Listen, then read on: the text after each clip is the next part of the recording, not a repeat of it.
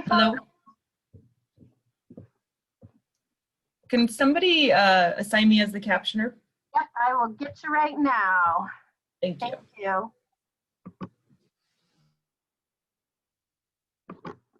Should be coming through now. Okay, I see it. I should have it up here in a minute or so. Excellent.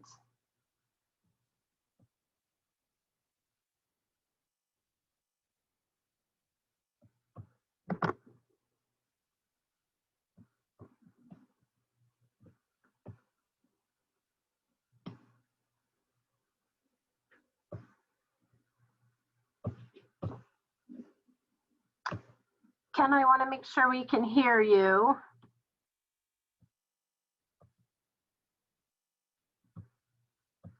Billy, we should try you out as well. Let's see, maybe I have to ask you to unmute. Got me. I got it. You got it. Okay, great.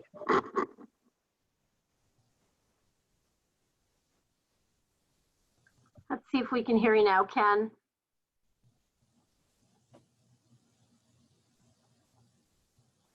Not yet.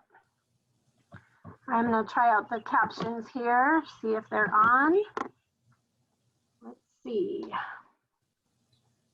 I'll speak and see if they're working. They're up and going. Awesome. Excellent.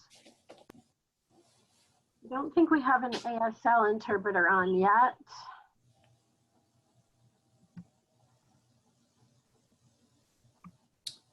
Got one in the chat. Okay, here we go. Excellent. Thank you. Sorry about that.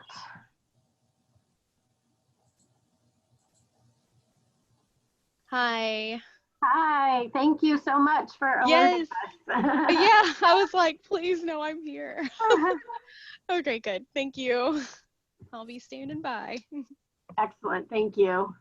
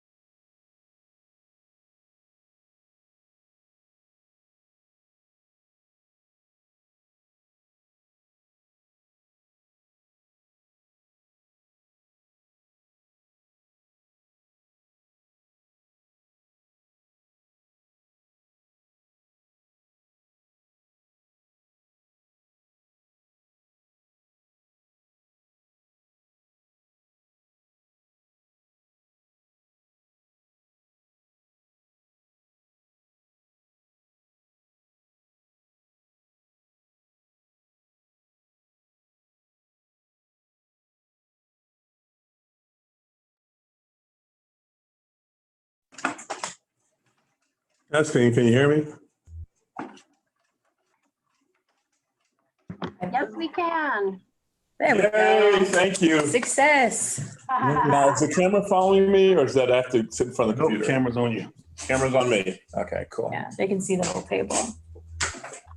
Do you want to sit that far back? You're a little far from. I can come this way if I need to. Cool. Looking for a chair. Yeah, Thank you, Derek. I don't have the Zoom up on my laptop because it's up there now. Okay. Okay, is that okay? How good to That's go. fine. Thank you, Derek. And thank you for letting me not panic. Yeah, no panicking. Can I turn it a little bit? You have give her the remote. Where is the? You don't have patience. I have patience. This is short. Dustin or Linda? That's okay. We'll start without him. We're set until 3:30, 3:15 now, right? 22. Okay, we stay a little time.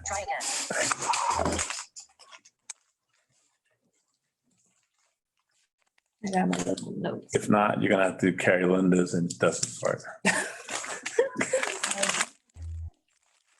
have to change your voice. Hey, I don't know about all that. Two notifications. Speech off. What's going on? Something just happened. Oh, nothing. It's okay. You're clearly someone who takes care of yourself. So when it comes to screening for colon cancer, TV is don't being wait. the TV. Because when caught early, it's more treatable. I'm Cologuard. I'm non-invasive and detect altered DNA in your stool to find 92% of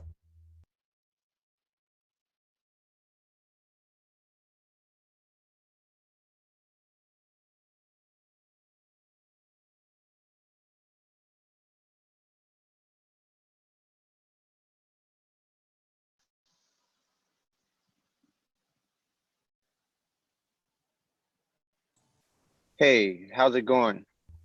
Good. Hello, Justin. Dustin, how are you today, man? I'm doing okay. Who do we lack from your Is panel? Jamelia and Ken here? Ken is here. I'm looking to see if we have Linda with us. Okay.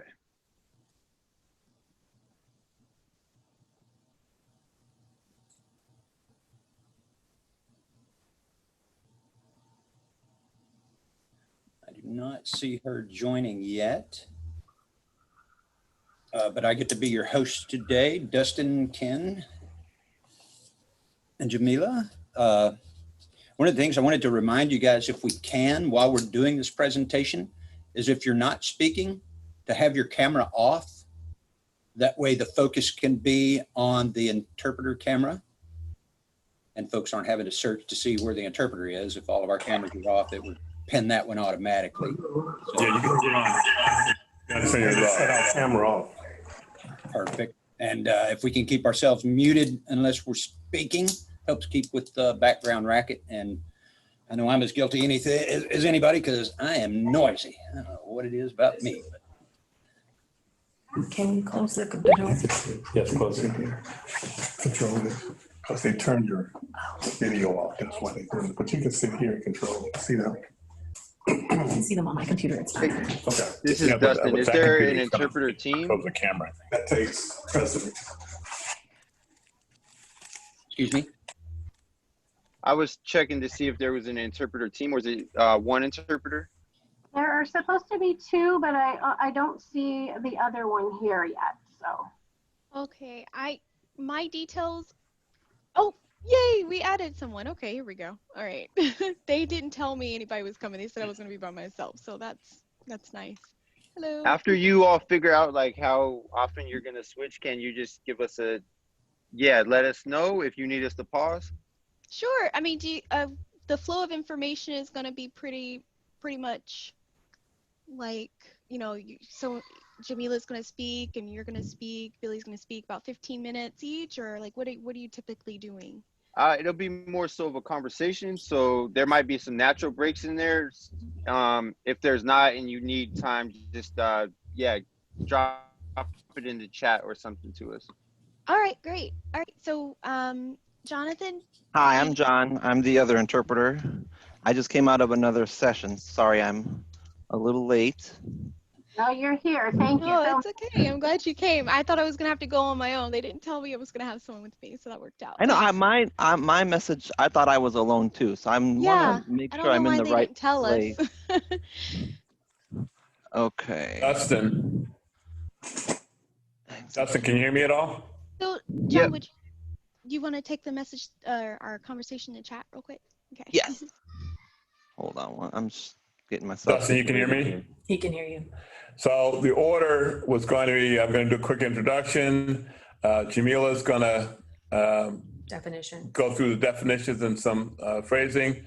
Linda was supposed to be next with the correlation between that and Peer support. peer support there or you are. IL. And then Yes, you were going I'm to come here, in last Ken. with a little bit of history and stuff.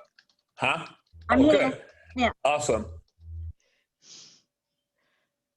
And then,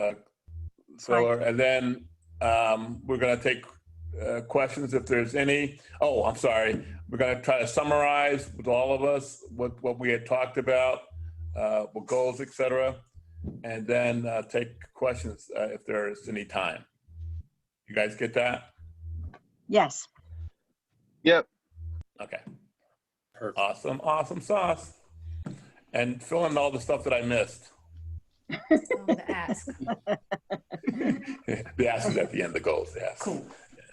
We have about 3 minutes till go time. So Billy, you'll be on in 3 minutes. Perfect. And I'm going to hand this off. Who was starting again? It's going to be you, Ken? Yes. Perfect.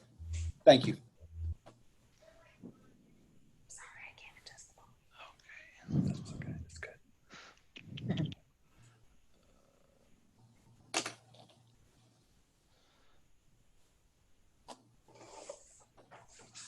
I'm going to probably start with a bunch of odds and ends.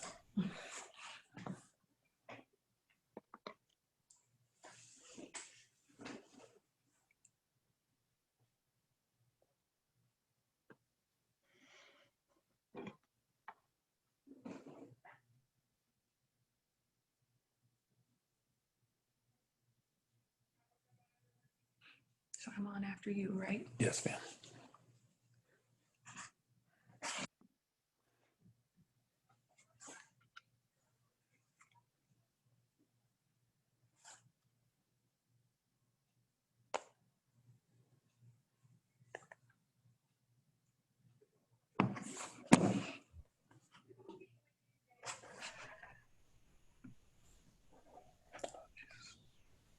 Good afternoon, folks. It is right at the 2:30 mark.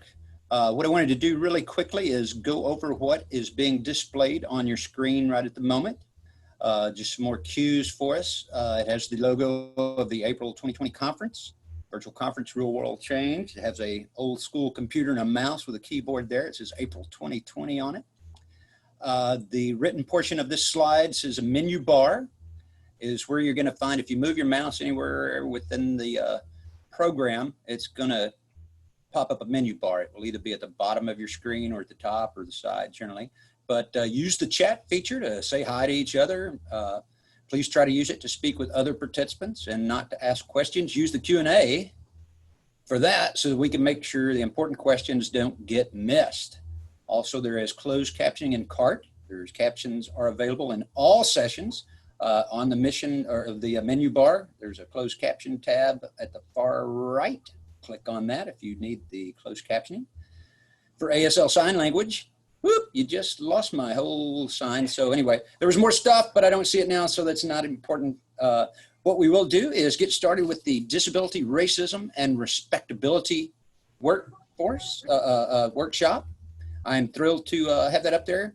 So back to my Q&A real quick. If you have a question, we're going to have, there is a Q&A box that you can put those questions in. I know that the participants are looking forward to hearing your questions and comments.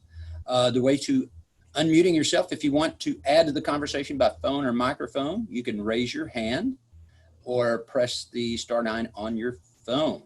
So having said all of that, let's get started, and I will remind all of our participants, if at all possible, if you could turn your cameras off when you're not speaking so that the emphasis will be on our ASL interpreters, so folks will be drawn to them. I'm thrilled. I've been looking forward to this presentation since I saw it put in. This is Disability, Racism, and Respectability. What an incredibly timely subject for us. This year, our presenters are going to be Ken Mitchell, Linda Pogue, Dustin Gibson, and Jamila Shepard.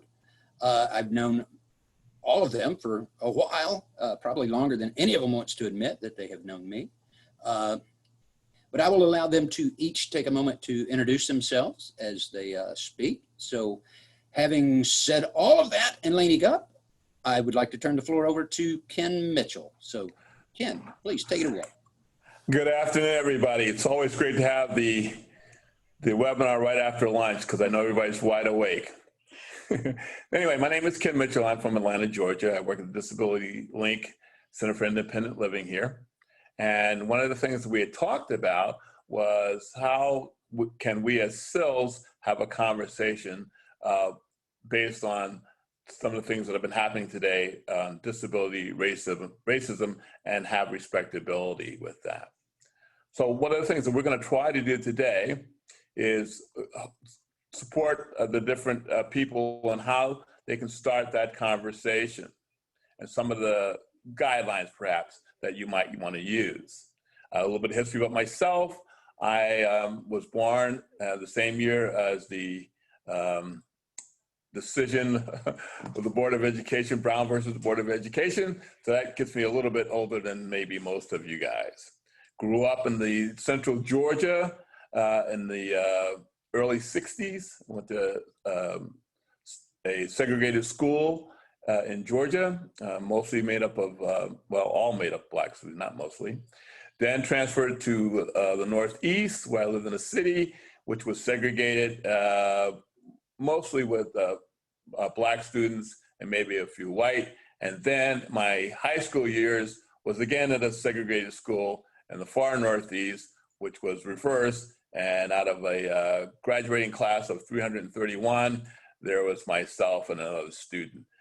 So that particular point of separatism has been throughout my life in different forms. Today, what we like to do is going to have to do a conversation or how to work through a conversation. We're going to talk a little bit about some of the pitfalls, maybe some of the things that might happen. We're going to try to go through a few rules that we would like to discuss with you guys before we start. I want to understand that first, we must understand that there may be the best way I can say it, hurt feelings, some irritation, because we know without at least a little bit of irritation, there can't be any change. So first of all, we're going to try to start off with a little bit of definitions of some terms that we'd like to use. So I'm going to start off with introducing Jamil, and I always mess her name up, Shepard. Jamila Shepard. So to just get that correct, my name is Jamila Shepard, and I am the Voting and Inclusion Independent Living Specialist here at Disability Link. And like Ken said, having just some terms defined pre-conversation, especially given that this is a difficult conversation, is, I believe, best practice. So some definitions of some words that we might use today would be, the first word being intersectionality. That would be the complex, cumulative way in which the effects of multiple forms of discrimination combine or overlap. We might use racism, and when we say racism in this conversation, we are talking about the systemic oppression of a racial group to the social, economic, and political advantage of another. We might say privilege, which would be a special right or advantage granted only to a particular group. We might use the word derail, which would be to obstruct the progress of or upset the stability of. And of course, we might use the word ableism, which we use to describe the prejudice or discrimination against people with disabilities. We may also use compliance culture if we, do get into a bit of a conversation about the fact that about anywhere from 30 to 50% of instances of use of force, instances that involve the police and the disability community do involve people with disabilities. So that's just some of the words that you might hear us use during this portion of our conversation. Pitfalls. And some deterrents that you might come across, things like blame shifting. So if the group of people that is discussing their issues, someone might become offended and decide to shift blame. So an example of blame shifting could be, well, what about black on black crime? That's one we've been coming across. Derailing, again, we've used that word. We kind of know what that means. So literally someone throwing something into the conversation with the purpose of throwing the conversation off track. Overreacting could be one. That's another way of derailing a conversation. And things such as guilt tripping, like, okay, well, am I supposed to feel guilty about this because I'm able-bodied? That would be an example of guilt tripping. And those are all pitfalls that we might want to avoid in order to facilitate a fruitful conversation in which we come to a reasonable conclusion in this particular case. Thank you. Thank you. This is Ken again. So one of the things that I had noticed when I was bringing up this particular conversation was going through my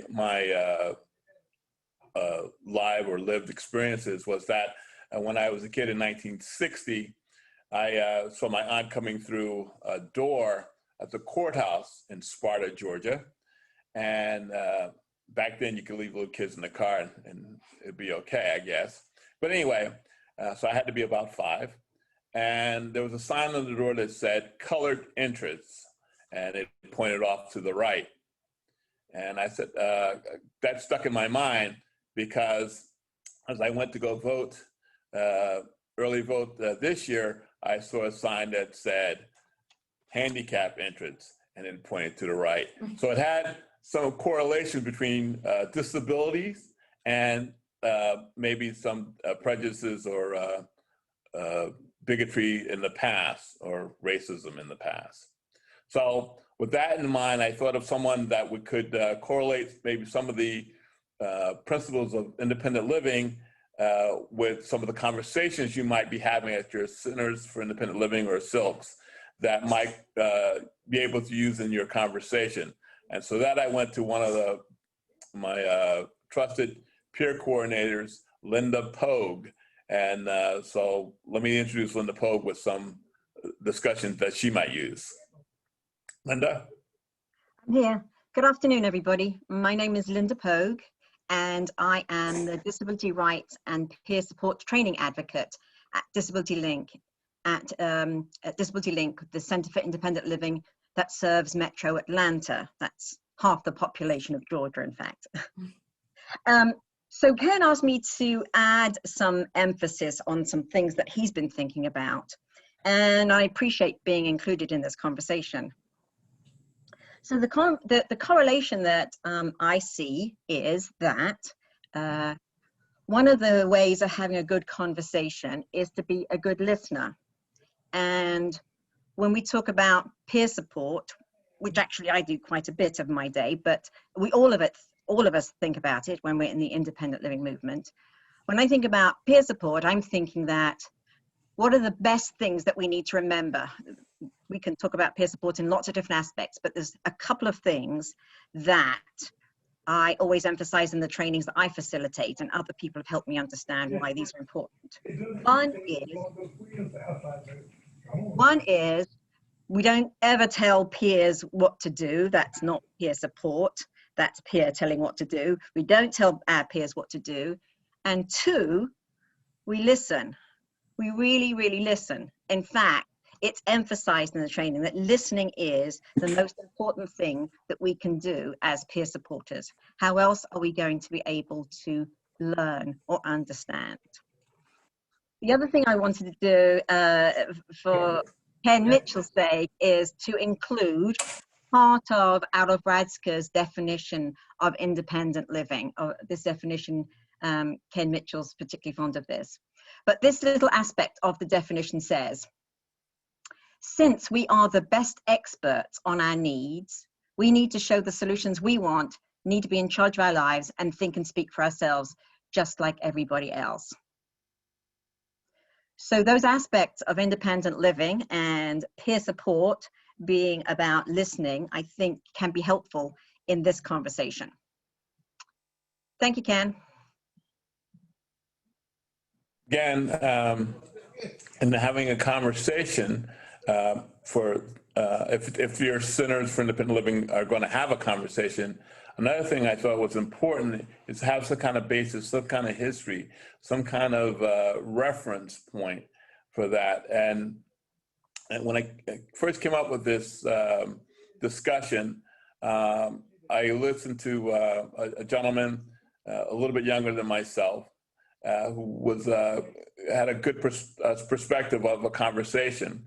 And so I asked him also if he would be part of this particular panel. And his name is Dustin Gibson. So Dustin.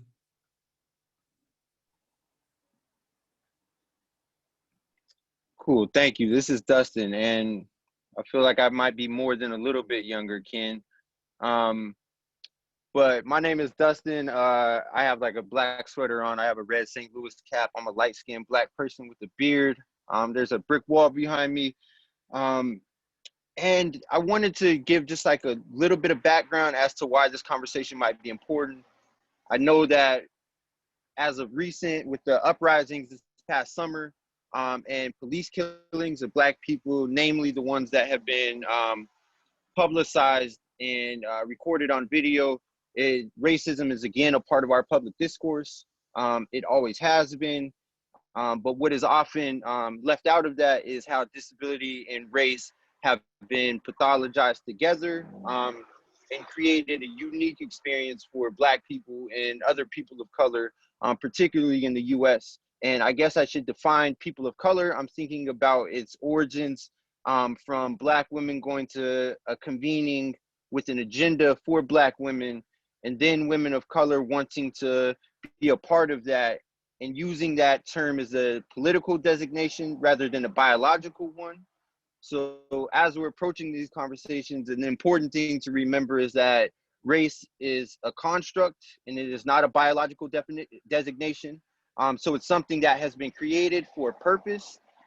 So as we engage in conversations about racism, it's important to know that we're talking about racism and we're not just talking about race as a construct, and that white is a race as well. But for Black people and other people of color, one of the things that can be seen is how disability lives in our body minds in a different way than it does white people. And a lot of that has to do with structural violence and structural racism, how disability is created, whether it be through low air quality or toxins in the water and the land, or whether it be through brute force and violence like we have witnessed with the killings of people like George Floyd, who is a Black disabled person, right?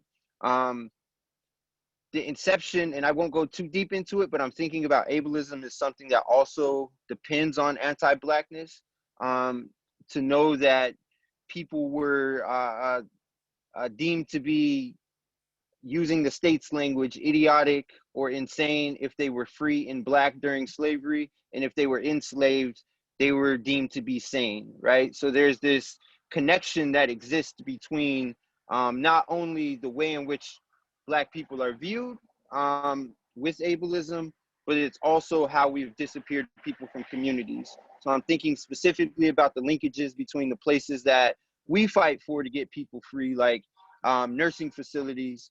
And when I say we, I mean us as an IL movement, like nursing facilities and asylums and state hospitals. But that should also be expanded to places like prisons and jails, where across the board in all of those locations, right, all of the sites of confinement, Black people are disproportionately represented. And in this time right now, during a pandemic, we know that the people that are experiencing the most death are people that are in nursing facilities, are people that are in prisons and jails. So if we're to undo and get people free, one of the things that we have to do is think about why the people that are at the center of that are most impacted, and that would be Black people in this moment. I will pass back to Ken. Dustin. So one of the things that this conversation that, well, many of the things this conversation I wanted to get out is, one is for Centers for Independent Living in Sills in April to actually start a conversation. That's one of our goals. And when you have your conversation, I think one of the important things is to have a goal. Like, what are you trying to accomplish? One, we knew that in the 45 minutes of time that we have, we will not solve racism in the United States or in Georgia or at April. That's something we didn't know we were not going to do. However, our goal is to just have people start a conversation. And seeing how no one comes to a seminar without getting something out. There is an ask, and we will be asking you guys some things at the end of the conversation for you to do. And in our groups, we always have information, education, and action. And the action part is where you guys will come in. But before we do that, I want to give you a chance to ask some questions for anybody in the panel or all the panel or whatever you want to do. So if there's any questions out there, let me give you a chance to answer them now or ask them now. Yep, please drop those questions, this is Billy, into the Q&A box, and we will get those right now. There is a comment from Bronwyn Troutman. This says, thank you for doing this talk, 100 support and respect.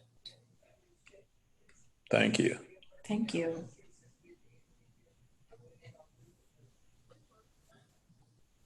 If there's no questions just yet, you can be thinking of some for the conversation, and we can continue on.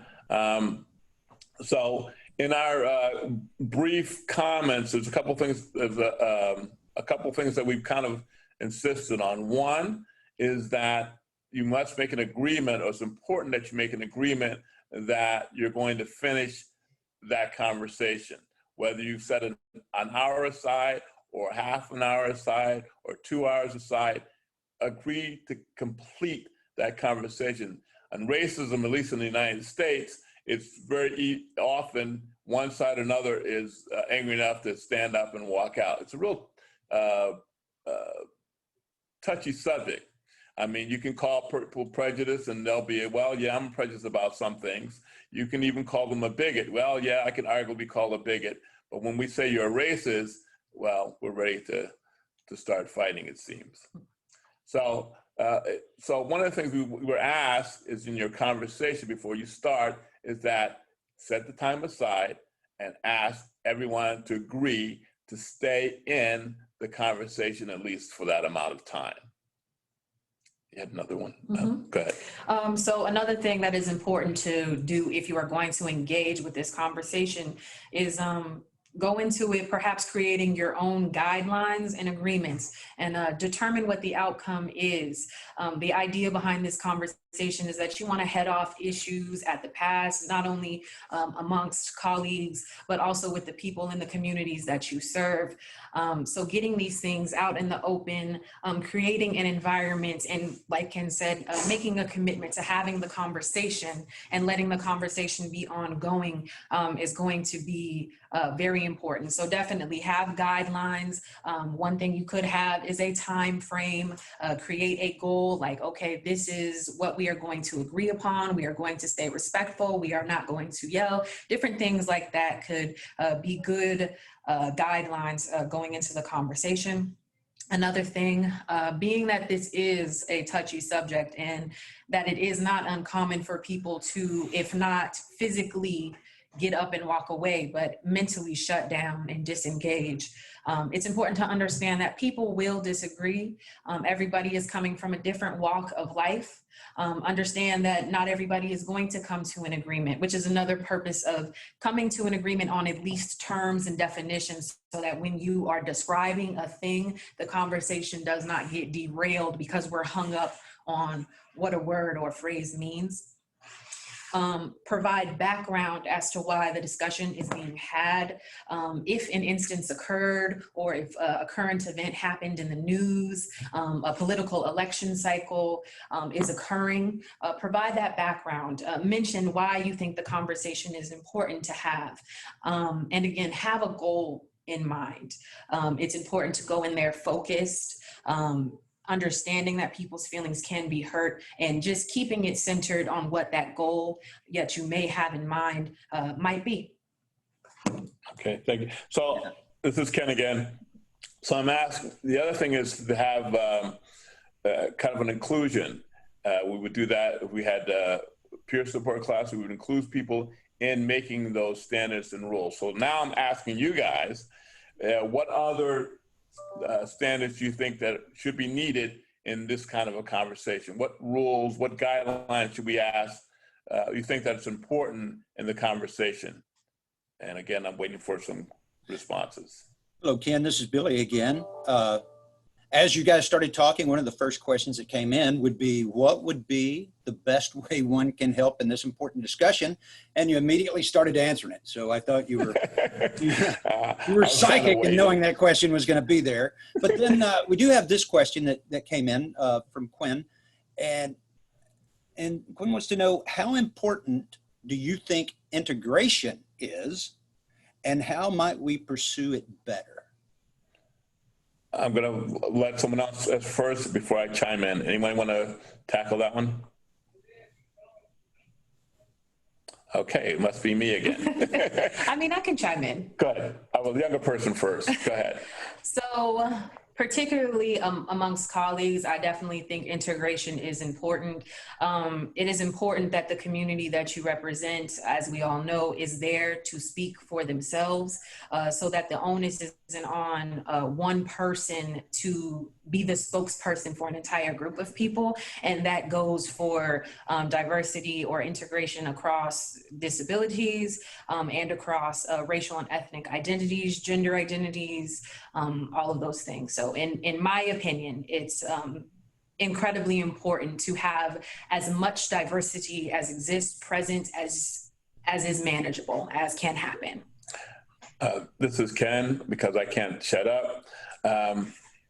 I throw it back at whoever asked that question, and because of the title, disability, racism, respectability, I would go with the same, whatever your degree is of what integration would be as a person with a disability to be integrated into the community as a whole, or to be placed in the community of his or her choice. I saw a comment pop up about asking people their pronouns, and that is incredibly important and becoming increasingly important. I go by she, her, and they, them pronouns. So those are things that have always been very important. So remembering things as simple as remembering diversity and remembering to ask those questions can already have you going into an environment, easing the way for the conversation to occur. I have a couple of other comments that have came in through the Q&A, and I think they kind of play with each other or off of each other. One of them is avoiding political opinions would help. I think that's true in almost everything we talk about, though.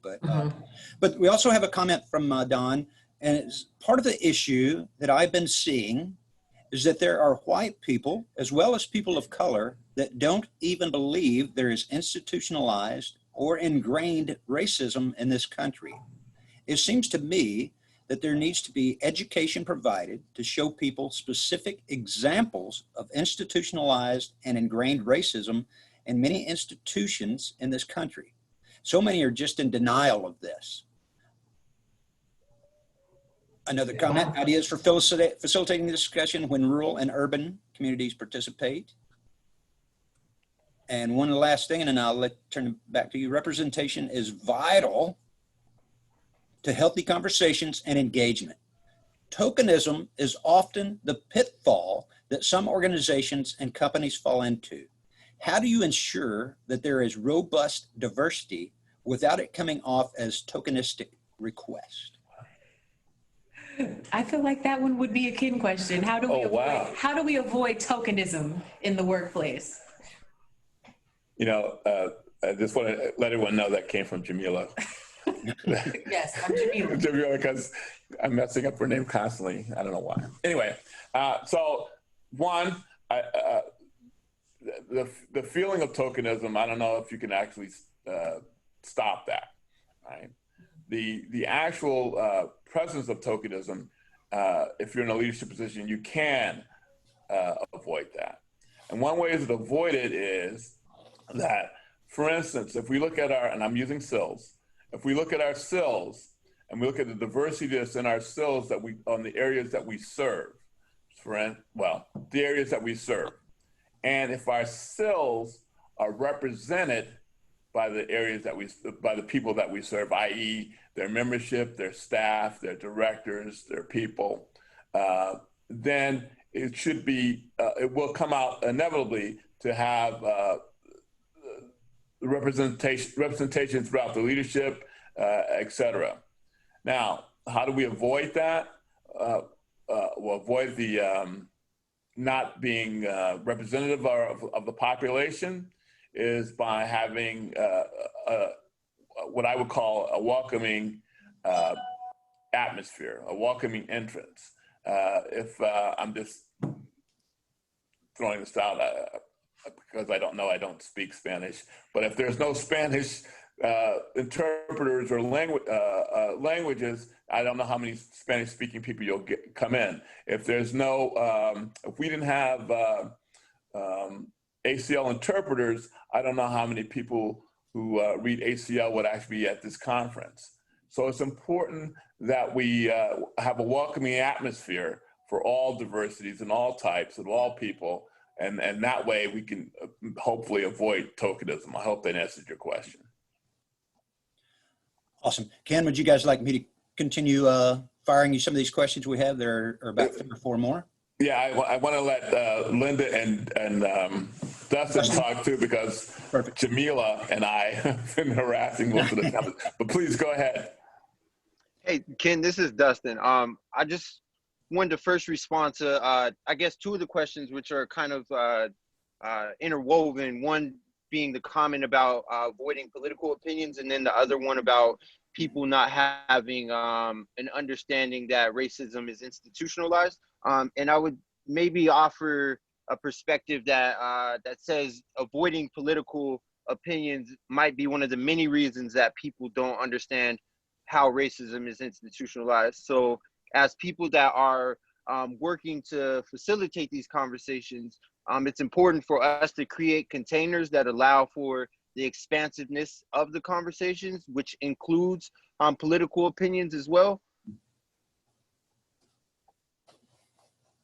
Cool. Let me bring up another, I'm going to kind of meld some of these together, but this particular question from Stephen is, how can center staff reach out to the different ethnic backgrounds and not seem like we're just doing it because we have to, because of the way the media has exploded the racial issues that we're having in the United States? I think a great way to join in on, Announce who you are. Say again? Announce who you are. Oh, I'm Jamila. Hello.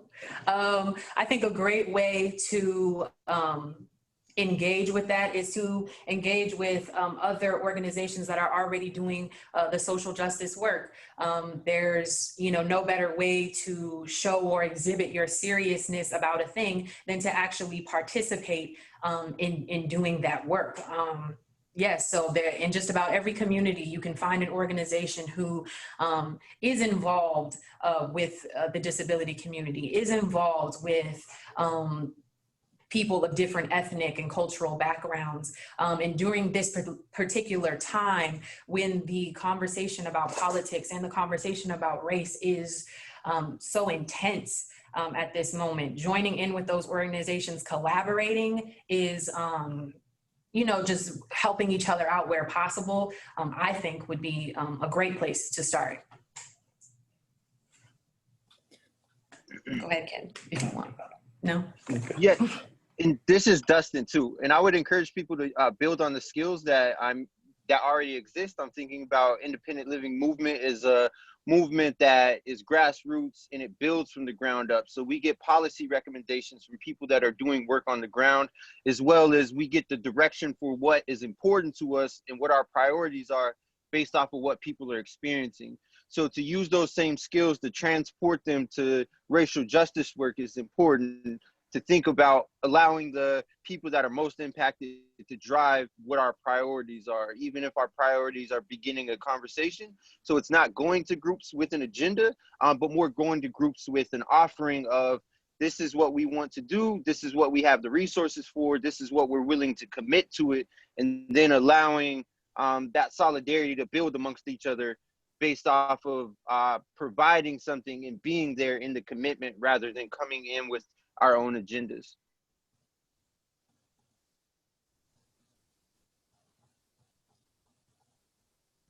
We have another question for the group then from Susan. Susan says, our CIL is fully staffed. All of us identify as people with disabilities. Only one of us identifies as non-white. I'm thinking about how this affects our consumers as we are not reflective of our multiracial community. How important is it to create a staff that is racially diverse?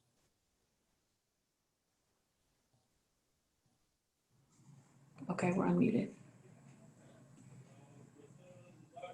All right, we're unmuted. This is Ken again. I hate to be the one always answering questions because one, like we said in the beginning, there's no one person that represents all of us. And so my opinions are just my opinions, but like we would always say, I'm the expert of my own life, not yours. So I will say that to start off. With that in mind, I'm giving you my thoughts. So one, it's really important that, like we said earlier, that to represent diversity. In your Center for Independent Living, I personally happen to be blind. If all the people there were blind, it wouldn't mean that our experiences might not be would be different. That doesn't mean that. It just means that in a perspective of lifting, it's more like, oh yeah, that's a blind organization, right? And then also we don't get the nuances of perhaps a wheelchair user. But if we had a wheelchair user, like we say, you know, it's you're the expert in your own life. You have those particular experiences. It's very difficult for me to share all the experiences of a wheelchair user if I don't actually go through those experiences. Now we may have like experiences, but those actual experiences would be kind of difficult for me to explain. And also, it's sometimes easier for, at least for the initial contact, to have like minds or like experiences. Just as we use people with disabilities, we want to have various experiences. I would say the same thing would be in cultures and in race. So if you're actually reaching out to your community, I would think that there would be people of all cultures and experiences in your community. For instance, I'm just making up if it's 20% something, 20% something, 20% something, 20% something, 20% something. I hope that was 5. Something that your center would roughly make up that same makeup. Only because when you're reaching out for an IL specialist, you're going to get hopefully 5 representatives of your culture. I know it seldom happens, but it will if you have enough placements. So therefore, it's important that we are, when we're looking for, when our HR department is looking for people, that we reach out to all areas of our community. And if we're just getting one type of person, then we might look at how we're actually advertising or how we're actually reaching out to the community.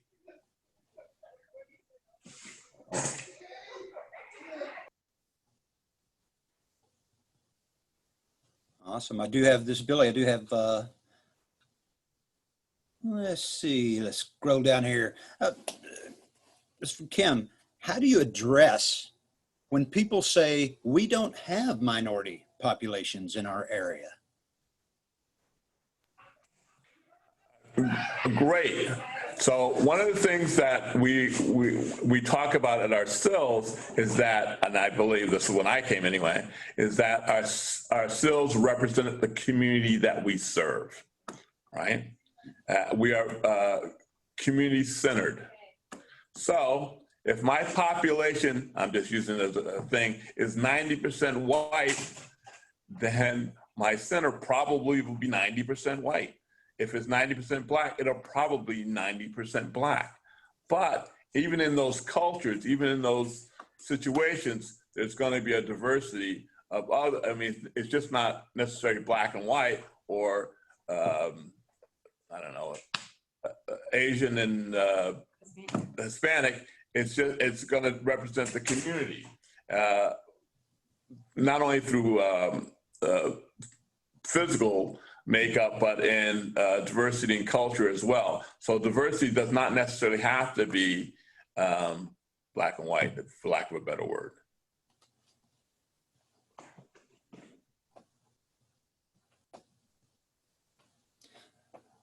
We have from Andrea to all of the panelists. I think you bring up a good point here about different disability specific experiences. I have a physical disability that I've had from birth. As an adult, I acquired a visual disability. Though some may see my physical disability as a greater barrier, I personally find my visual disability to be more significant for me because I acquired it later in life and with less experience to dealing with it. And also there was one other, what if your CIL is white-centered and unwelcoming to other cultures? This is Ken, that's why we're here. or the other way around, I'll give you that. But that's why we're here. And we're going to talk a little bit about that towards the end of our conversation. And because I've been yapping so long, how much time do we have left? You have right at 20 minutes. Okay, cool. So somewhere around 10 minutes, I need to do my ask. But yeah, that's why we're here. And maybe one of the things is starting off with a goal of something as small as a conversation. And this is Ken again, and that sometimes can be hard. I tried to have a conversation with our Congress at one point, and they didn't like it. This is Jamila. I would say that if you recognize that your center is not welcoming to whatever diversity that you may be seeing that there is a lack of, I mean, first of all, good job in recognizing that. There definitely should be some props given to even realizing that there is an issue. But coming up with a solution or some sort of plan to become a more welcoming environment I believe is going to start with asking the question, how can we make you feel more comfortable? Definitely go to your community. If you are a diverse community, ask them, how can we become better? How can we make you feel welcome? What would you like to see from our center that would show you that we are being inclusive of you?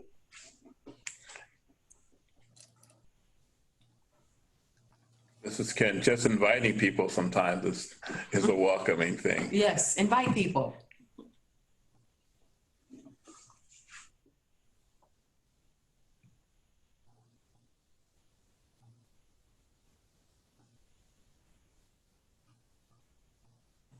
Go ahead. Are there any other questions? Yes. Okay. This is from Janae. I'm a person of color. It would be difficult for me to say what race I am, but I can more readily tell you that my culture is more important to me than my skin color. Why can't we see this issue more of a culture than racism? This is Ken, and I like that. Well, not more or less of one or the other, but I also would say that the conversation that we're trying to have today, and thank you for seeing that, is that we're talking about disabilities, racism, and culture could be placed in that. So any diversity or any, help me with the word I want to use, any I'm not sure. Variation? Okay, for lack of a better word, variation, I can't think of something better, is included in that word racism. That's why I didn't say, when we started out with our definitions, that it's kind of mixed in culture along with racism too. So props to you for recognizing that. Thank you.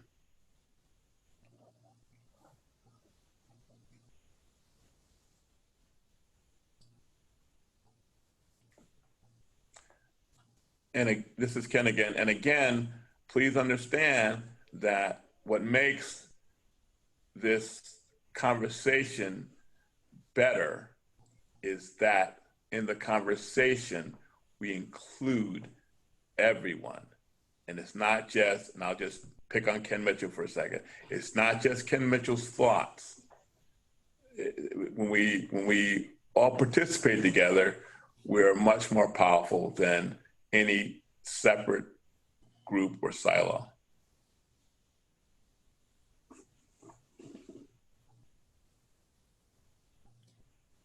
We have a couple others for you, Ken. This is Billy.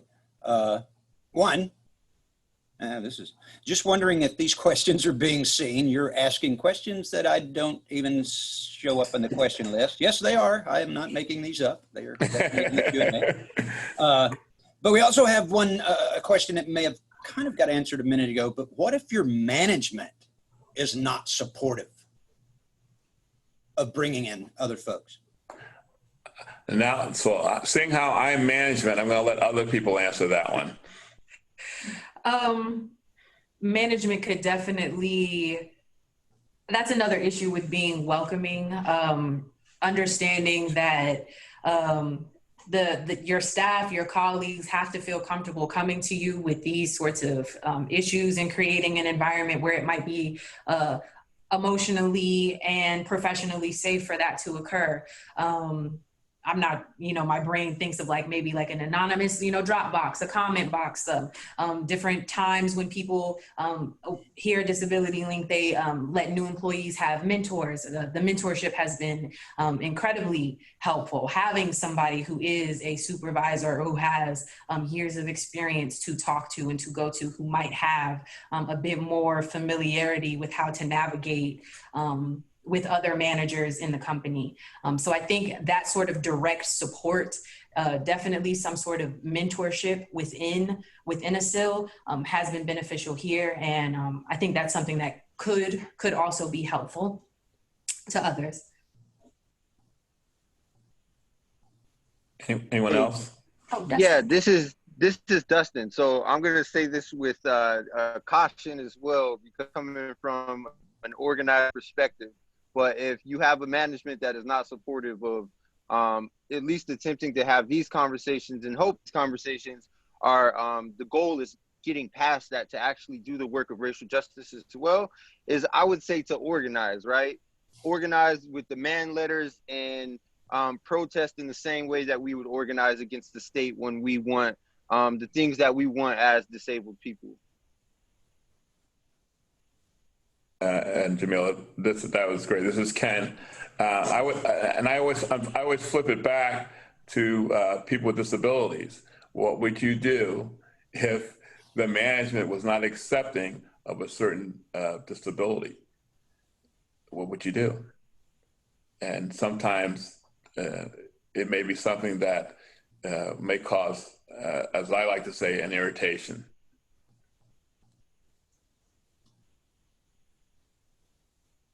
We have a couple of more, Ken. This is Billy. Okay. This come from the chat room. It goes, I know that disabilities affect all races and ethnicities.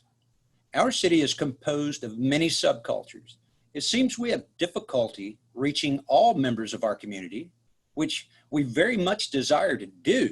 Do you have any suggestions about how we can inform all community members that we are here and about the wonderful services that we offer as a CIL?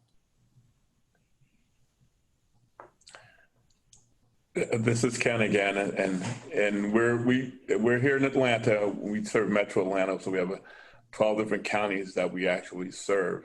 And one of the things I always say, we're the one of the best kept secrets in Metro Atlanta.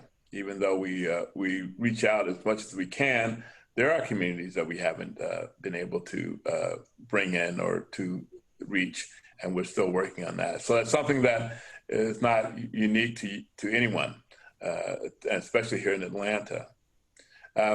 So the only thing I can suggest is the things that Jamila, Dustin, and Linda have suggested already is to actually invite different communities into your organization to let them know, and work with organizations that are working with those communities already, or those cultures already. Sometimes you might even identify a group that you're not reaching, and invite them to your center to explain some of the things that they're doing. Be interested in some of the things that they're doing, and that way it'll be more of a collaborative thing. Even like this conversation that we're having now, it's kind of a small model of what we're trying to do. Because if we didn't invite people to have this conversation, either us or someone else, the conversation would not be had. So the first thing is, I think, one of the things is actually inviting the people that you want to contact. Go ahead, take that first step. It's like your first date. This is Linda, and I simply wanted to say that, yes, absolutely, having conversations, inviting people, very important. And as my contribution to this conversation is, really listen to what it is that people are sharing with you. Listening, the most important part of a real conversation. Thank you.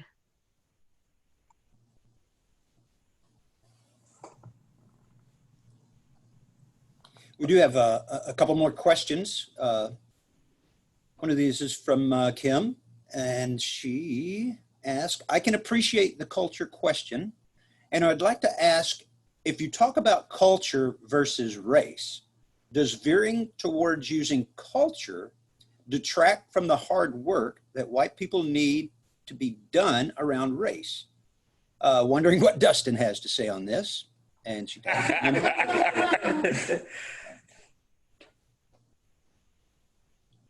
Cool. This is Dustin. One, I want to go back to the question before and say I totally agree with Linda that listening is a part of it, and allowing the questions to animate the work that we're doing, as SILs have the ability to be super flexible within those core services that we're providing. Like advocacy looks different in every community. Independent living skills are different in every community. So going in, understanding that your programs, whatever you're putting into the world, whatever you're holding containers for, can be very malleable and flexible. So listening to what people actually need, because it might be completely different than what you're already doing, and allowing yourself that space to be able to grow. And then the culture versus race, I think those are two separate things. And it is important, if we are talking about something, to at least have accurate definitions of them. So like we started off this discussion today with operational definitions of what race is, right? I would use for racism is race prejudice plus power. That allows us to operate from the same foundation. If we're to conflate those things, then it becomes something different. So as facilitators, it's important to not only help define those terms on the onset, but also hold people accountable to it as well, or we hold each other accountable throughout the conversations.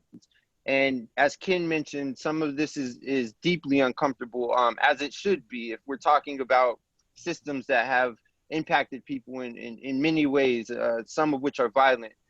It will be uncomfortable on both sides. So there's a lot of unlearning that needs to happen in the conversation. Billy, this is Ken. One of the things that we wanted to get out of this conversation, however short it might be, is our action, our ask. And so for all the people that are out there, and everyone can respond to Billy, either in the chat room, whatever, is what are you going to do? So we had this brief conversation, and either it filled up the last 50 minutes, and it was nice chatting, and we all had a little bit of a say. So now, what are you going to do? What can you commit? What can you pledge to do, at least during this week of our conference? What action will you take to continue this conversation, or the action you're going to take about the 3 areas: disability, racism, and respectability? So flood into Billy all those answers, please. Perfect. Yes, you can put those, and this is Billy, into the Q&A, or they're in the chat box if you'd like, and we'll try to monitor both of those. There was one that I've gotten several, so let me throw a couple at you of, but how do you encourage your agency or workplace to do more to address institutionalized racism? I find that the intentions are there, but it doesn't seem to be a priority. Is it enough to put a Black Lives Matter statement on our website? Wait, I just lost my, when we aren't doing anything else internally to address racism? Oh, I like that question. This is Ken. So I like that question because when we were doing this planning for this discussion, we asked, what should we ask? What should we do? And there was a range of stuff, and that's okay. If you think that we should do something different, then you should express that.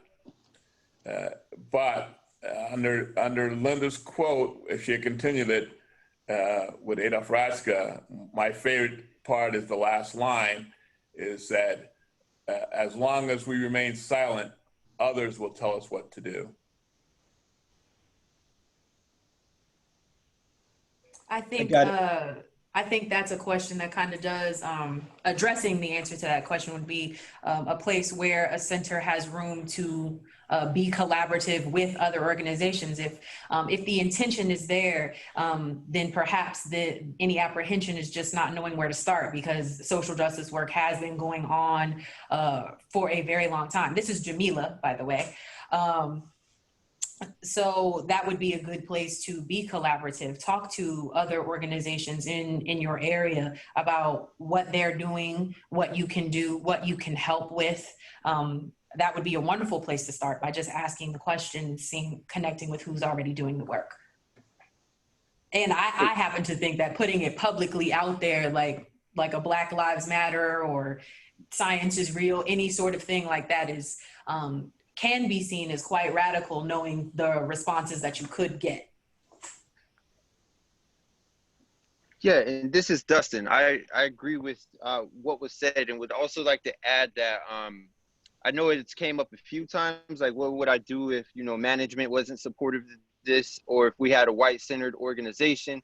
It's important to know that if we're not prepared to host these conversations, then they could be harmful. So some of that work is the internal work of preparation and getting prepared to do so. Also, like, diversity won't fix these things. To think about Angela Davis talking about diversity for the sake of diversity is something that is inherently harmful without transformation. So what is the work that you need to do to transform in order to be able to invite people into a space that is not going to be harmful? So that might be just one thing to think about in preparation for the conversation, is the work that needs to happen before. And sometimes that's education, sometimes that's unlearning.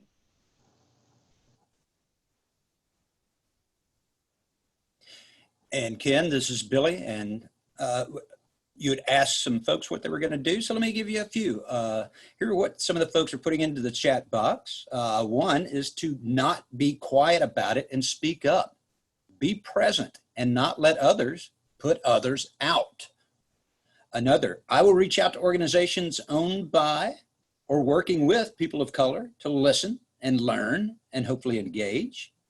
And also ensure this topic is ongoing and integrated into culture, not just a one-off training or surface level commitment. And this is Ken. And so as members of April, before the conference is over, in our chat box or in our notes or our responses, if you could put down what you would like us as April to do about the conversation would be helpful. Everybody, not just Billy. Exactly. Perfect.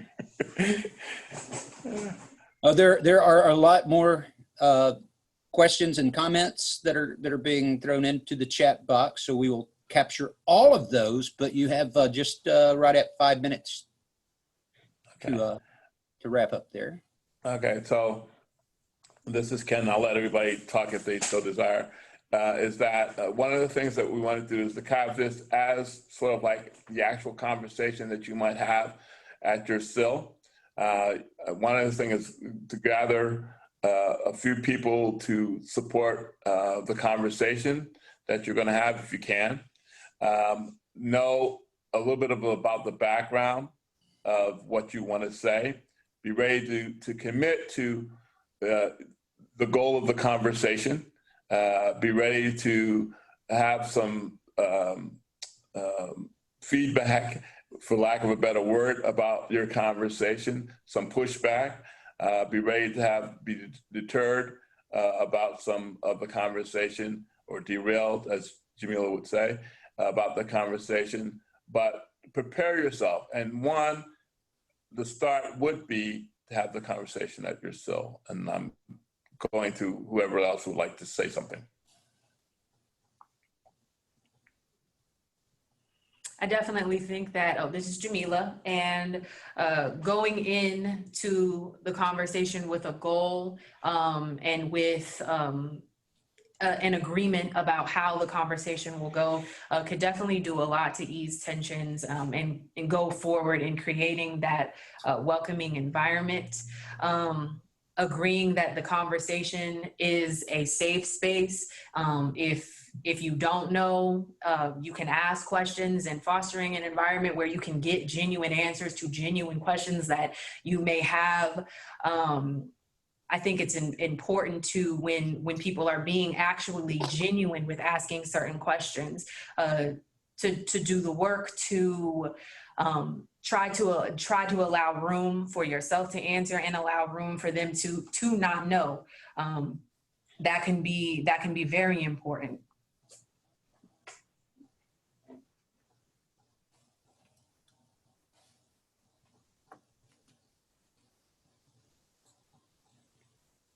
Well, fantastic. We are right on the money, time-wise. Ken, Jamila, Dustin, Linda, thank you so much for your presentation. As always, what I'm asking, Ken, you thought you were going to be the only one to ask people to do something. What I want you guys to do is to really, you can help both Ken, myself, Linda, Dustin, and Jamila out by filling out the evaluation. We're going to drop a link into the chat box here that will send you there. It's also on the website under there. But please fill out that evaluation. Write down these questions that you had, some of those things, because we're going to share these.